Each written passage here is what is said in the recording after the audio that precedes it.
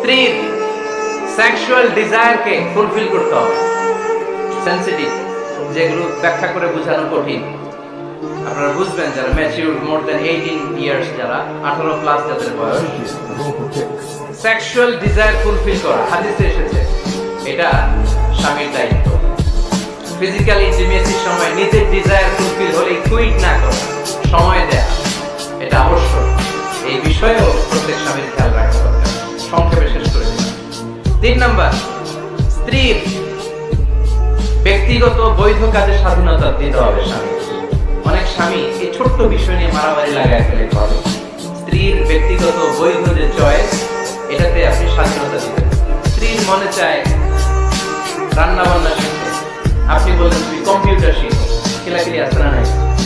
স্ত্রীর মনে চায় কাঁথা সেলাই শিখতে, নকশি কাঁথা, আপনি বললেন না তুমি ল্যাঙ্গুয়েজ শিখো, ঝামেলা আছে না নাই? না, আপনি একটা ইন্ডিভিজুয়াল, আপনার স্ত্রী আর একটা ইন্ডিভিজুয়াল, প্রত্যেকের আলাদা ব্যক্তিগত রুচি, চাহিদা, মতামতের গুরুত্ব আছে না নাই? প্রত্যেক স্বামীর উচিত স্ত্রীর বৈধ ব্যক্তিগত যে কাজ, অবৈধ গুলো না। স্ত্রী বলল যে জি বাংলা দেখবো, তুমি একটা টিভি নিয়ে আসো, আনা যাবে? কথা বলেন। স্ত্রী বলল চলো পয়লা বৈশাখে আমরা নাচানাচি করবো তুমি আর আমি মিলে, এটা মানা যাবে না। স্ত্রীর ব্যক্তিগত বৈধ কাজের স্বাধীনতা দেয়। আম্মা জান আয়েশা রাদিয়াল্লাহু তাআলা আনহা বলেন, ওয়া কানা লি সাওয়াহিবু ইয়ালআবনা মাই, বুখারীর বর্ণনা। আমি যখন আল্লাহর হাবিব সাল্লাল্লাহু আলাইহি ওয়াসাল্লামের বাড়িতে বউ হয়ে আসলাম, আমার কিছু খেলার সাথী ছিল। আমি কাপড় দিয়ে পুতুল বানাতাম আর ঘোড়া বানাতাম, এগুলো দিয়ে খেলতাম।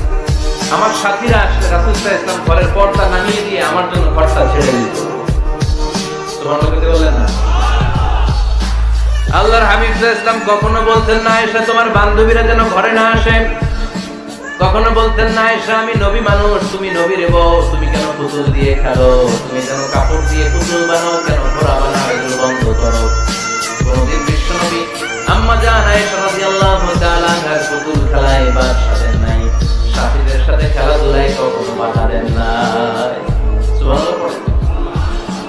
ছোট মেয়েদের জন্য কাপড়ের পুতুল দিয়ে খেলাধুলা করা এটা জায়েজ, কারণ ছোট্ট মেয়েরা দেখবেন পুতুল বানায়, এটার দুধ খাওয়ায়, এটার জন্য রান্না করে, এটার গোসল করায়। এটাকে ছোট্ট মেয়েদের জন্য পুতুল খেলা জায়েজ রাখা হয়েছে এজন্য, কারণ তারাই কিছুদিন হবে এই প্রজন্মের মা।